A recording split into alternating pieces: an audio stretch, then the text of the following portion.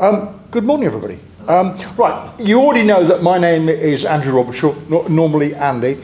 My grandfather was John Andrew Robertshaw, and he joined the army in 1916. However, he volunteered in 1914, and he volunteered with his friend from school in Hebden Bridge in Yorkshire. His friend was William Hughes. William Hughes' son was Ted Hughes, the poet. Oh, just a coincidence. But they lived in Heptonstall. But when my granddad volunteered, William got in straight away, no problems. But my granddad was turned down because he had a heart murmur caused by rheumatic fever as a baby.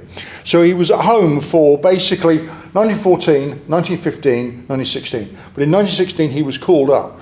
And when he was called up, he knew what would happen. He'd go in and they'd listen to his heart and send him home.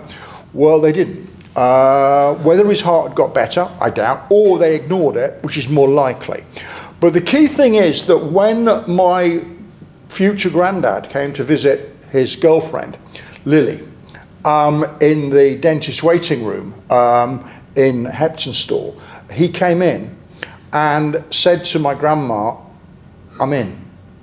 I've been called up. I'm in the army. How old was he? He was 22. Average age of soldiers, by the way, in the Great War was 26. Average age in Normandy is 24. Average age in Afghanistan is 22. Just bear in mind this. And if you ever looked at soldiers in Ukraine and you thought they look older than our guys, they are. Do you know how old you have to be to serve in the Ukrainian army? 25. So they are much older than we, because they're trying to save that entire generation. They're not using them, not committing them at all. But there we go. Anyway, the fact is that my granddad was in the army, which meant he arrives in France in 1917, having been trained up on near Newcastle, and he then is wounded twice and gassed twice. Once very, very severely, back to Keighley in Yorkshire, and then back to France, where he's then got gassed twice.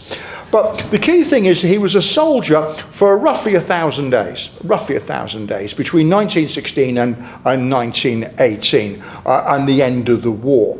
We'll ignore the bit up to demobilisation because that's no point, there's no fighting going on. But it's roughly 1,000 days. At a guess, how many days would he have been in the trenches, would you think? Bearing in mind he was wounded twice. 75% of the time. How about 100 days? 10% of his time. And for most soldiers that is the case. It's between 10% and 25% of your time is actually in the trenches, because you're doing so many other things. There's a period of training, there's then the behind the lines, and if you are in the trenches, you are there by 1917 for 5 days at a time, and then out of the trenches for 10 to 20 days. So when we watch a film about the Great War, and I have to say that I'm partially to blame, having been the historian on War Horse and Wonder Woman and 1917, is that we always see a trench as somewhere that you attack from. My granddad's combat experience, not a term that they would have used, was 5 days. Because he was actually in combat for 3 days in 1918 during the Kaiserschlacht, then in a big raid in 1918, and the rest of it was actually holding the line in the trenches, if he was there at all. And what I tried to do at the Army Museum where I used to work was come up with a gallery where you could go in and go into a trench. And what we would do is show very rapidly 24 hours in the trench, showing what the routine was. And the problem was, every time I proposed this in a meeting, someone would go, well, could we have a gas attack? Well, they're pretty rare. You know, what about a major battle? They're even more rare. Well, what about a trench raid? Even more rare. Why don't we just do 24 hours in the trench? Because soldiers, you know, in the Great War, even today, have a drink, they eat, they work, they sleep, and sorry about this, they go to the toilet. And what I wanted to show was just the normality, rather than the usual thing in a movie, which starts with a big shot from above. Nowadays you could do it with the drone. There's always the same thing. Shell holes full of water, yeah? Barbed wire, a dead horse. Why? I don't know. A wagon wheel, and then you drop into the trench, and then somebody goes, good luck, chum, or see you on the other side, and an officer comes along, blows a whistle, they go over the top, and they all get shot. Well, that's just not the way it works. A trench is somewhere that you have a drink, you have a meal, you do some work, and you sleep, and you go to the toilet. You know, that's the thing. So when I worked on Warhorse, at the end of it, the prop department said, do you want all the props? And I went, yeah, I'll have all the props, not a problem. And they were delivered to a piece of land adjacent to the house I lived in, okay? Daily Mail, basically Boffin makes trench in garden. Well, no gnomes were injured in making my trench, believe me.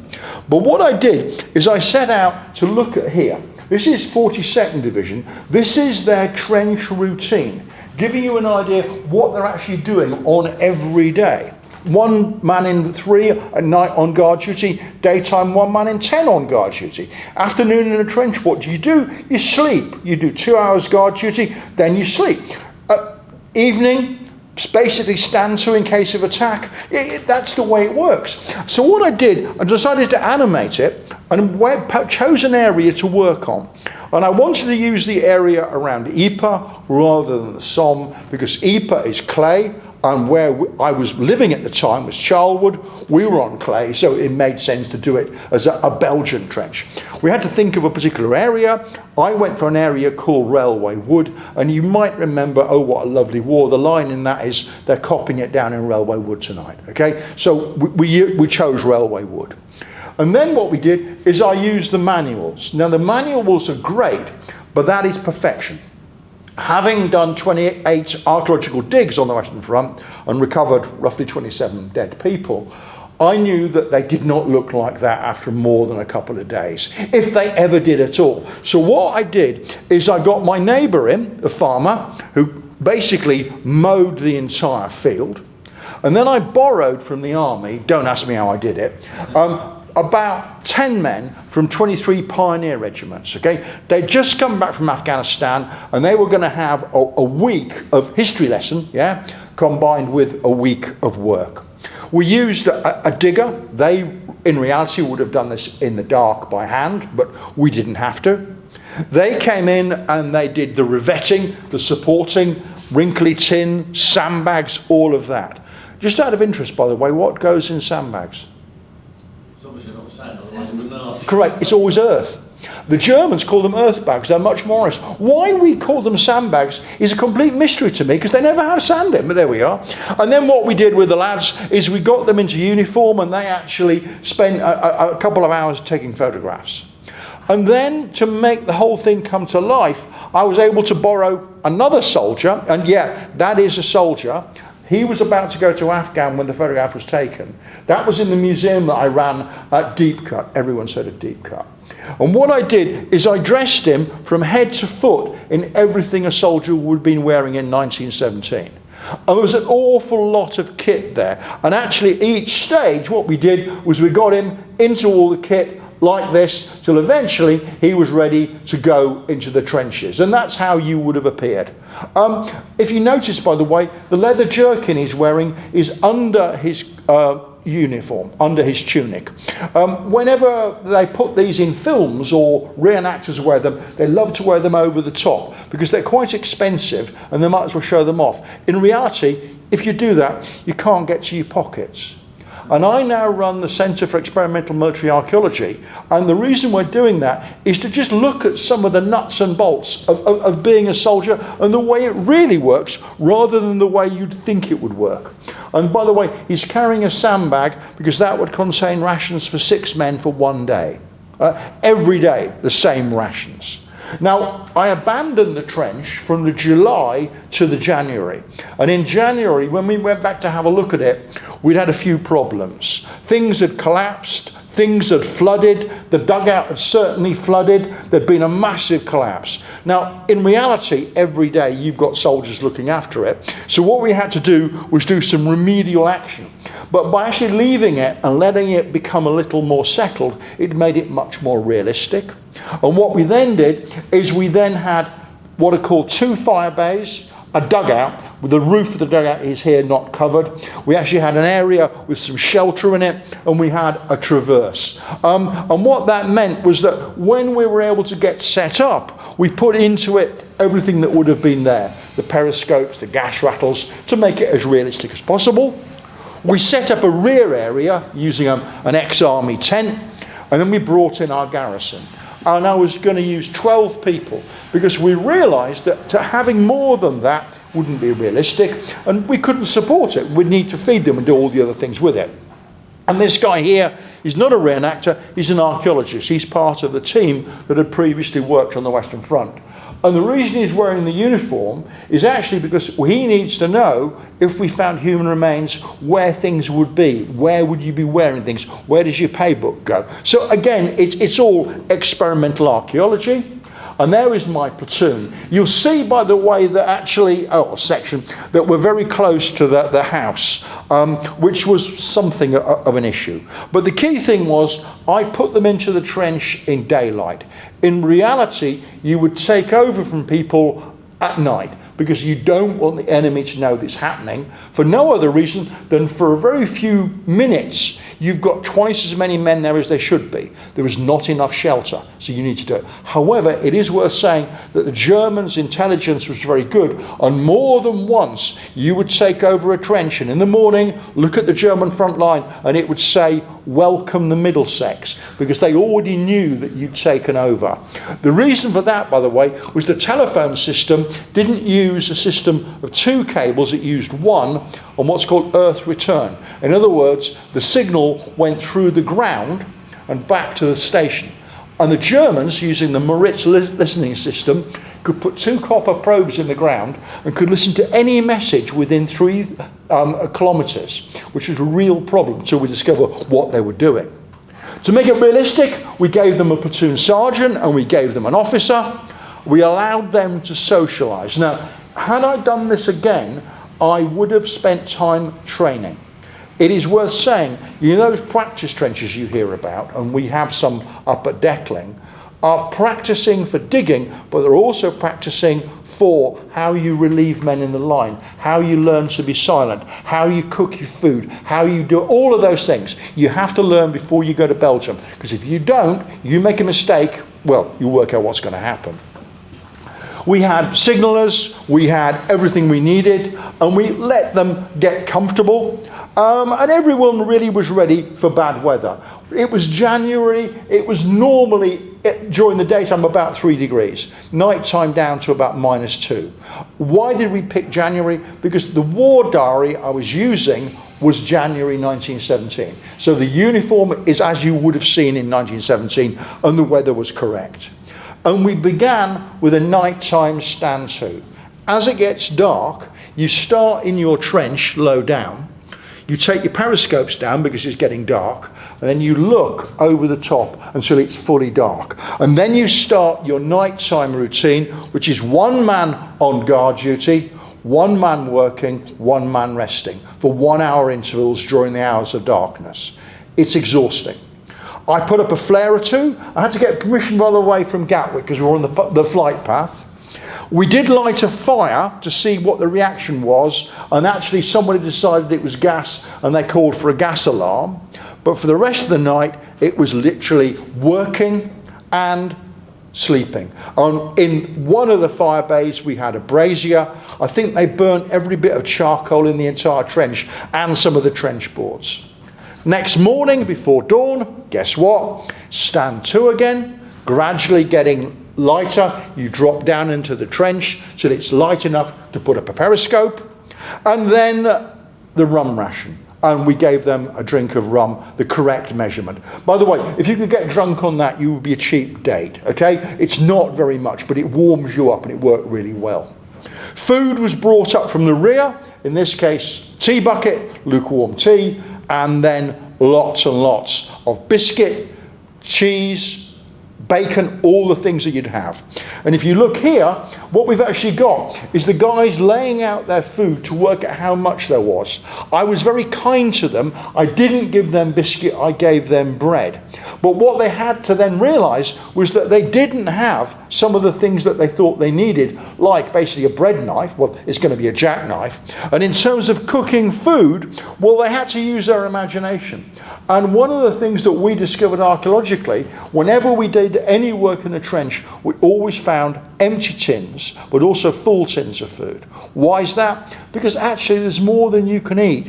And by the way, it's very boring. And if you're relieved, you don't take it with you. It's heavy. You leave it behind for the next group of soldiers. So there would have been big amounts of food. And if you look at the food here, it's all civilian rations or civilian food.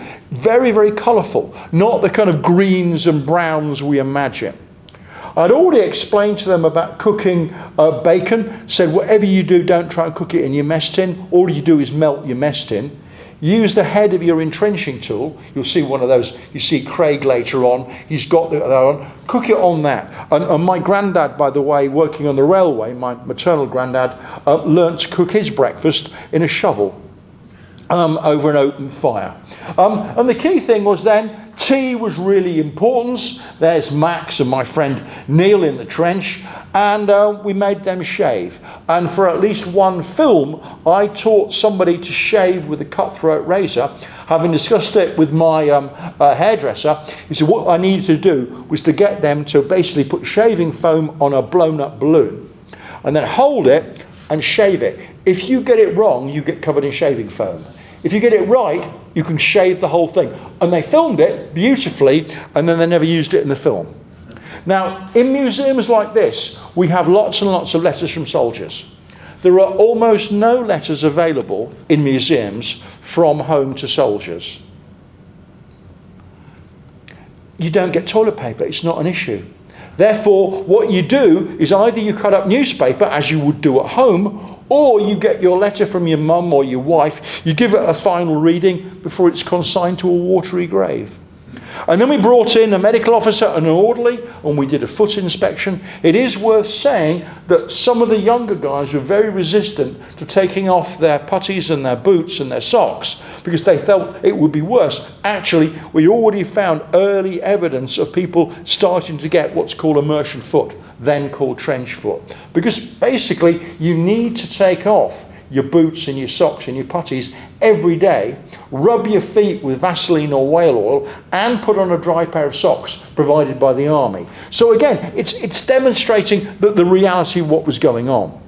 To make it more interesting for the officer and the NCO, they had to report in every 2 hours saying what was going on, casualties, ration returns, and just to make it exciting, I asked at one point over the telephone, could we have the unique number on the bottom of the latrine bucket?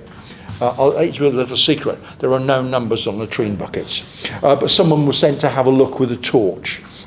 It wasn't very popular. And of course, what became very clear is what matters in trench warfare is food. Really, really important. And the other thing that we did is I organised a issue of mail, which would have been done through the Army Postal and Courier Service.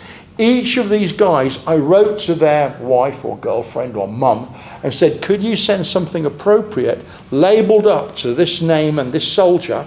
I will then unwrap the modern wrapping and it will be put into a sandbag and be delivered. And we did that.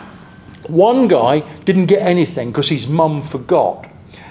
Everybody then got together and they gave him some of their own stuff. So what we're talking here is about comradeship, and that's what motivates soldiers. It's not hatred of the Kaiser or love of George V. I made them write back to their loved ones. Some of them struggled with it, as you can see. But look at the amount of branded food about, and also jars of JP sauce. Because one of the things that we found when we did archaeology was lots and lots and lots of glassware. And we were told by experts, i.e. visitors, oh, that's because of the officers. The longer we worked on it, we realised the problem with this food is that there's lots of corned beef, there's lots of stew. It's boring. So what do? You pep it up. The modern ration pack, every 24 hours, you get a little bottle of basically Tabasco sauce. Either the green one, the very strong one, or the red one, the less one, because people are used to food that's actually quite tasty. By the end of the morning on the second day, I should say, really, people were able to sleep almost anywhere. And this is where a soldier would sleep. Sat on an ammunition box in the corner of the trench, out of the way. Forget sleeping bags, forget tents, that's where you're sleeping, normally in daylight. And at the end of 24 hours, we finished our 24-hour experience. You could say, why not do it for longer? Well, I think we'd learnt enough in 24 hours to say that any repeat would be the next 24 hours anyway. And also the book was going to be called 24-Hour Trench, not 5-Day Trench. And we made some interesting discoveries, one of which is that most mugs given to soldiers are white enamel. Some of them were green, and we had previously found a green enamel mug in a trench. And when we found it, the film or TV director said, "Would you say that the man who had this was wounded or killed?" I said, "I don't know. I don't think so. Why would that be? He could just have lost it." I gave 2 of these guys green enamel mugs. In the morning, when we cleared up and they'd finished, or in the afternoon, both green mugs had been abandoned. And I phoned them up and went, "Why did you abandon your green mug?" He said, "Why? Because green mug, at night you can't see it, you can't find it. White ones you can find. And if you pour tea into it, you can see the level. With a green mug, you just get a burnt hand." So why had I known that when the TV director said, "Oh, did he die?" No, he was just a sensible soldier. He got rid of the bloody thing, probably stole his mate's one, because that was the one that would be useful. And one of the things we also learnt is that with any equipment that you've got for soldiers, their numbers should be on it, because certain things kept floating around as people went, "Well, I'll have that, because no one seems to want it." So everything was numbered up. And for me, it also meant that I could then try and imagine some of the problems of supporting, even here, 12 guys in uniform. Because I had 4 people to help me. And the actual ratio between frontline soldiers and behind the lines is roughly that. You need about a third again to look after the men in the front line, not allowing for the engineers and the gunners and everybody else. So it was a very good experience, and at this point I was ironically running the Royal Logistic Corps Museum, so the museum that was the museum of the Army Catering Corps and the Royal Corps of Transport. So it was a real illustration of how all of that worked. Did people enjoy it? Not particularly, and certainly when we made the movie Warhorse, Steven Spielberg asked me to be the officer that blows the whistle for the over-the-top sequence, and he said to me, "You'll enjoy that," and I went, "I won't enjoy it." I said, "Well, why not?" I said, "Because my granddad did it 4 times, and he got wounded 4 times. I know what it means." And here, we've got a situation where a little bit later on, a journalist from The Sun, bless him, came down and did 24 hours with a group of our guys. And in the middle of the night, I said to him, because I'd heated it up over a fire, I was in uniform, I was younger then, did he want some hot baked beans? And he went, "I don't really like baked beans." I went, "Do me a favour, just try it. Get your spoon out, your top pocket, that's where you keep it. Yeah, have some baked beans." And he stood in the trench, he'd done an hour on guard duty, yeah? And it was really cold, and he ate the baked beans, and he went, "This trench warfare, it's not about fighting, is it? No, it's about staying alive." That was the message. That's what we wanted. And do you know what? He submitted this article to The Sun to say what this meant. That actually this kind of practice or experimentation was worthwhile. The editor of The Sun wouldn't publish it. He wanted it to be a complete waste of time. You could never replicate the reality of trench warfare. And why was his argument? "Oh, well, what about the rats?" Well, actually, we're next to a stables here. We had rats. "Well, what about the gas?" Well, very, very rare. "Well, what about getting blown up?" Well, in reality, in 1917, this particular battalion, 700 men, had 2 casualties in 5 days. One man fell down a well while exploring and broke a leg. Another man cut his hand very badly on wrinkly tin. That was it. The idea that you go in the trenches and you get blown up all the time, just not right. What you do is you survive. And the way it works is, and that could be useful, it could be that you're a very, very good sentry. It could be that you're very good at drill. It could be that you're a very good shot. It could be that you are good at scrounging. It could be that you have got a great sense of humour. And when it really is grim, you can make a joke that cheers everybody up. And that's one of the things that makes soldiers work. It's that mixture of skills. Now, I've never been a soldier, but I do now run a replica trench, another one, not the same as this one, up at Detling, up at the Kent Showground. So later on, come and have a chat with me, and then you two can get to do a bit of sandbagging. You can build a sandbag wall, and then I'll show you how to do it properly. Okay? So, interesting? Good. Nobody cried. Nobody was sick. You were my audience. Best audience to... Oh, you're the only ones. Okay. Thanks ever so. Any questions? So, are you saying that basically there wasn't a lot of actual fighting? No. Really? No, very, very. It was But if you, always there living, making day to day, and then suddenly someone decides we can do a push. yeah, And that's when the carnage started. that's right. So I mean, if you're a soldier, my granddad arrived in France in January, and they did holding the line, yeah, until the 9th of April. 9th of April, beginning of the Battle of Arras. It only lasts a week. His division is in reserve. They don't go over the top. Then what happens is the battle comes to an end, having not been committed. They take over Greenland Hill, and they hold Greenland Hill on and off. It's now the big junction on the way to Paris, by the way. You're going that way, you'll know what I mean. And the thing is that they hold the line there for a week on, and then about 15 days off until mid-May. Mid-May, they make a raid. My granddad was injured almost immediately in the raid, hit by a shell. Okay, well, that's a shell fragment.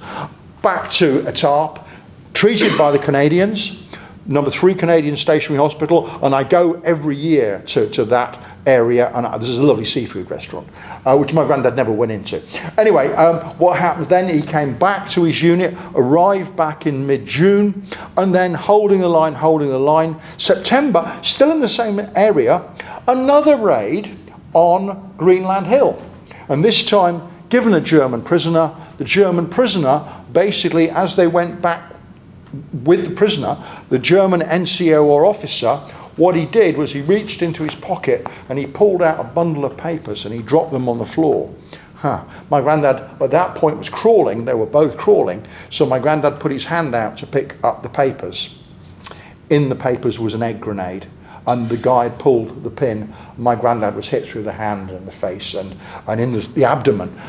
Back to Keighley, full recovery, returns back, and this time in another unit, he goes back to not the Manchesters, he goes back to the East Yorkshires, and then he's then in action then until the end of the year. But he was then gassed twice.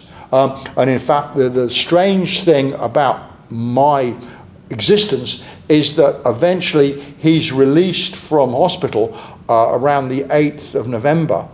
They're sent by train and then by lorry to find his unit. And as they marched up the front line, the guns stopped. The man in charge of the unit of reinforcements stopped, said, "Well, men, the war stopped a minute ago." And he'd actually arrived on the 11th of November. And he missed the end of the war. And if you don't know, by the way, the casualties in the last 100 days of the war, with no trenches and advances and everything else, and no cover, were higher than any other point in the war. The last 100 days were the most bloody.